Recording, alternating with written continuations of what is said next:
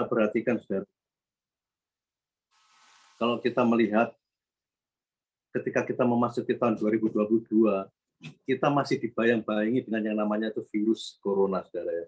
Bahkan varian baru yang namanya Omicron atau popcorn atau korn yang lainnya itu sedang menanti, saudara, sedang apa? Istilahnya itu antri untuk menyerang kita. Tetapi saudara, pada saat hari ini Alkitab tetap mengajarkan bagaimana kita harus menyikapi hidup ini, saudara ya. Saudara, kalau saya boleh katakan, sesuatu yang kita bawa, ya saudara, sesuatu yang kita istilahnya sesuatu yang memimpin kita, dan itulah saudara yang akan membawa kita tuh pada satu jalan itu, saudara ya. Sebagai misal, pada saat hari kita dipimpin oleh ketakutan kita, dan hari ini, saudara ya, maka hidup kita itu akan mengalami satu ketakutan. Tetapi kalau kita semuanya, saudara ya, menempatkan sesuatu pada satu porsi yang tepat, dan itulah solusi yang terbaik yang harus kita kerjakan. Sebagai misal, saudara ya, kalau saya memiliki satu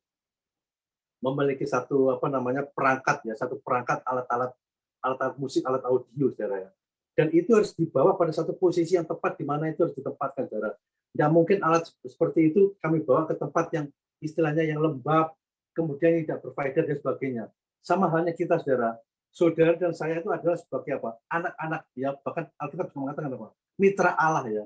Kita itu apa? Sinergi dengan Tuhan. Ya. Beberapa waktu lalu saya katakan sinergi dengan Tuhan. Nah, kalau kita bisa memposisikan hidup ini, saudara ya, menempatkan Kristus ya sebagai apa adanya, tempat pada satu posisi yang tepat. Saya percaya, saudara ya, dan itulah, saudara ya, yang membuat kita tuh tetap hidup di dalam damai sejahtera, kita tetap hidup di dalam segala pengharapan bersama Tuhan. Bahkan apapun yang terjadi, saudara, permasalahan apa yang kita alami, kita tetap ya dimunculkan pikiran-pikiran Kristus ya, pikiran-pikiran Allah. Ketakutan memang ada, saudara, tetapi tidak mengubur ya segala kehidupan kita itu dengan segala ketakutan itu. Tetapi ketakutan kita lawan dengan apa? Firman. Kenapa? Kita menempatkan Kristus dengan posisi yang tepat. Saudara, hal yang sama, saudara, tidak mungkin, saudara, kalau kita membawa satu pakaian yang bersih, kemudian musim hujan ya, pakaian itu kita tidak tempatnya pada lemari dan sebagainya, kita taruh ya, mungkin di halaman depan ya, pada waktu musim hujan dan sebagainya, atau mungkin pakaiannya bersih taruh di tempat sama, tidak mungkin, saudara. Tetapi kita menempatkan hal-hal yang bersih itu, saudara, pada posisi yang tepat.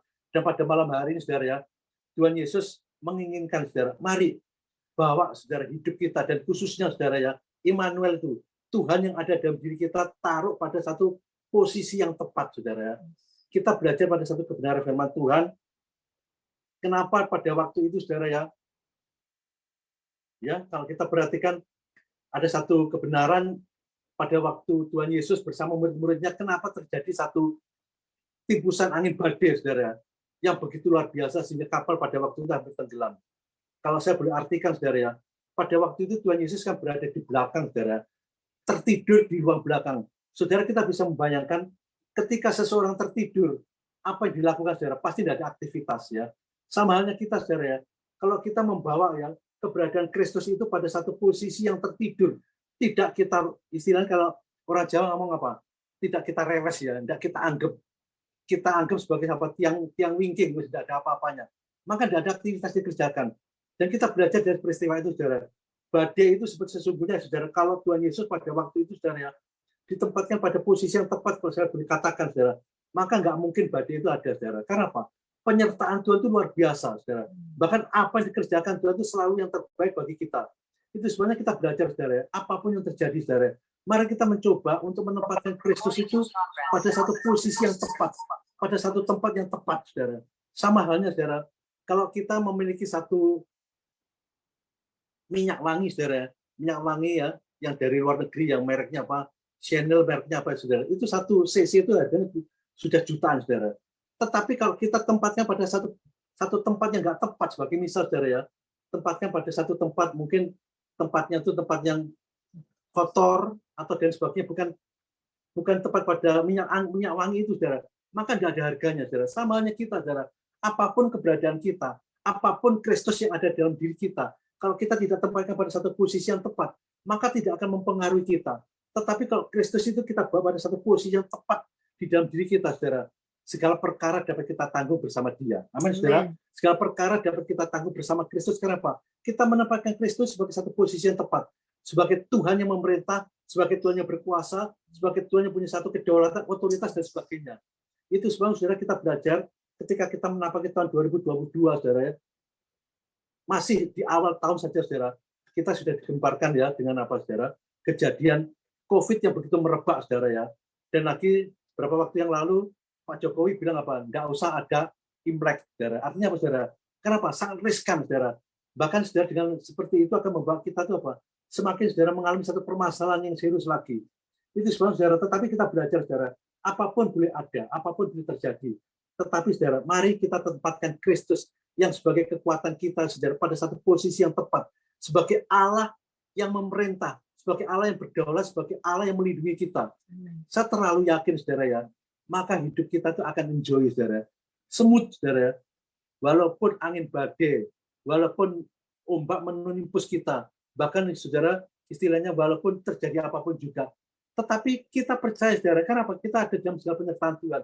Kita menempatkan Kristus pada satu posisi yang tepat, tidak mengabaikannya. Dan itulah, saudara, membuat kita tuh pada satu kebenaran yang sesungguhnya. Mari, saudara, kita perhatikan di dalam Kisah 2 ayat 36, saudara, ya. Kita Kisah 2 ayat 36, kita akan membaca kebenaran firman Tuhan ini, Kisah 2 ayat 36. Dikatakan, saudara, jadi seluruh kaum Israel harus tahu dengan pasti. Saudara, Israel dalam arti, saudara, kita tuh Israel rohani, saudara. Saudara dan saya harus tahu pasti bahwa Tuhan, bahwa Allah telah membuat Yesus yang kamu salibkan itu apa? Menjadi Tuhan dan Kristus. Menjadi Tuhan dan Kristus. Saudara, kalau kita memposisikan Tuhan, ya, Yesus itu sebagai Tuhan dan Kristus di dalam diri kita, saudara, maka, saudara, kita akan bertindak hati-hati di dalam menyikapi hidup ini. Betul, saudara, ya? Maka kita akan berhati-hati untuk apa? Membawa hidup ini pada satu apa? Perjalanan yang begitu selalu Tuhan ada di segala perlindungan Tuhan, segala apa? Pimpinan Tuhan, pimpinan Roh Kudus. Dan kita berhati-hati karena katakan apa? Jadi seluruh kaum Israel harus tahu dengan pasti, membuktikan, saudara. Kita tuh harus memiliki satu respon, ya, respon menanggapi dengan sungguh-sungguh bahwa Tuhan telah membuat Yesus, ya, yang kamu salibkan itu menjadi Tuhan dan Kristus. Saudara, kita lihat sama-sama di dalam Galatia 3:29, saudara. Galatia 3:29.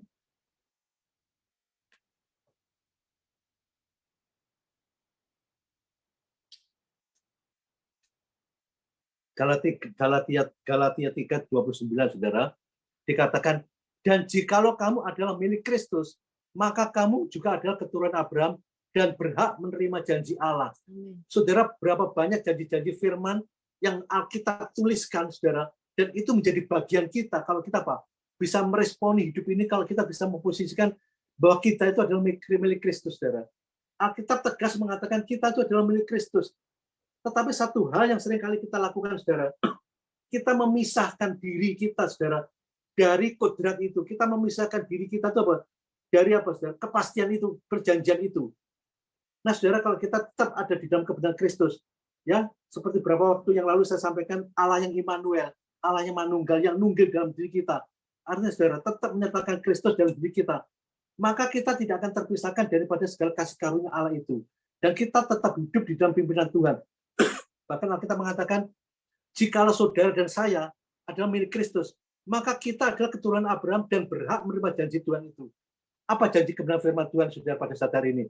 Berapa banyak kita jumpai, saudara, ada pertolongan, ada perlindungan, ada segala, saudara, banyak hal, saudara, ya, ada penyertaan, bahkan janji-janji luar biasa, hal-hal yang spektakuler, bahkan apa yang tidak pernah kita lihat oleh mata dan tidak pernah kita dengar oleh telinga, dan tidak pernah timbul dalam pikiran kita, Tuhan sediakan bagi saudara dan saya.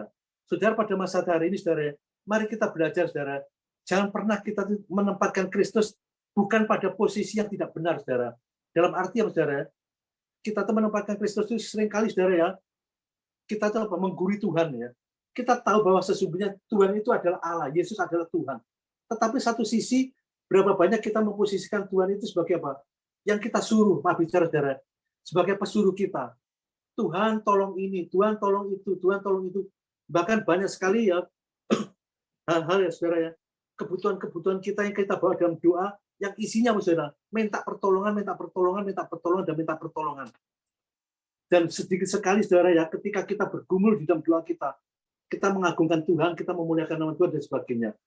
Saudara, ketika kita memposisikan Tuhan sebagai pesuruh kita, saudara, maka kita tidak akan mengalami satu keajaiban Tuhan, saudara. Kenapa?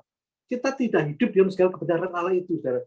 Karena ketika kita memposisikan Tuhan sebagai Tuhan yang berkuasa, Tuhan yang berdaulat, bahkan Tuhan yang memiliki satu otoritas dan sebagainya, maka kita akan saudara mendapatkan kasih karunia sebagaimana Allah itu pencipta langit dan bumi, saudara.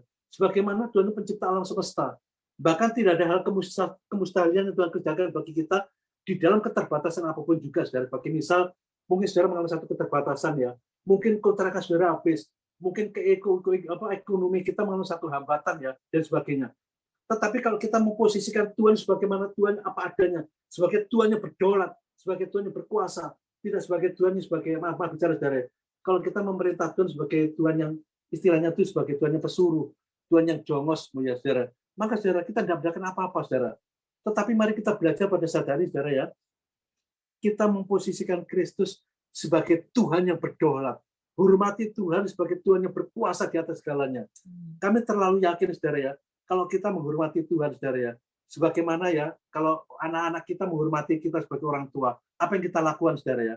Kita tidak menutup mata untuk memberikan kasih karunia, memberikan segala hal apa yang anak-anak kita butuhkan, saudara. Sama halnya Tuhan pada saat hari ini.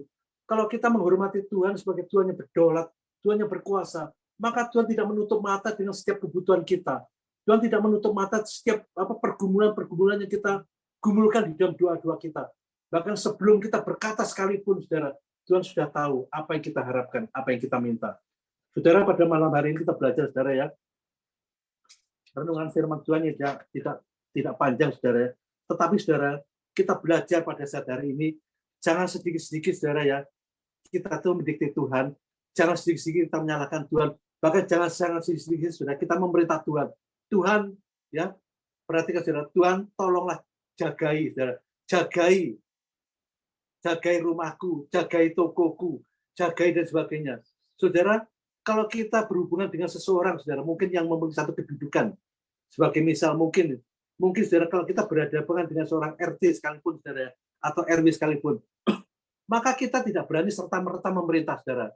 Kita memiliki satu apa, saudara? Toto kromo, bahkan keengganan kemudian istilah itu memiliki satu pakewo untuk memerintah yang di depan kita, saudara.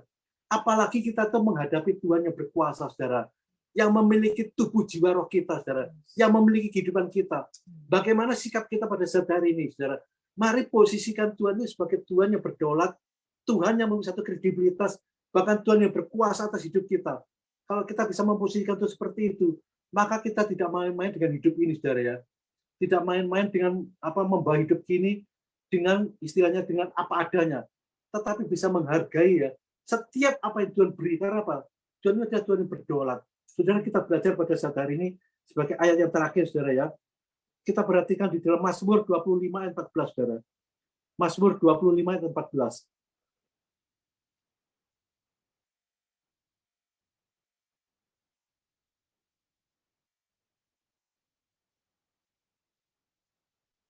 Mazmur 25 ayat 14.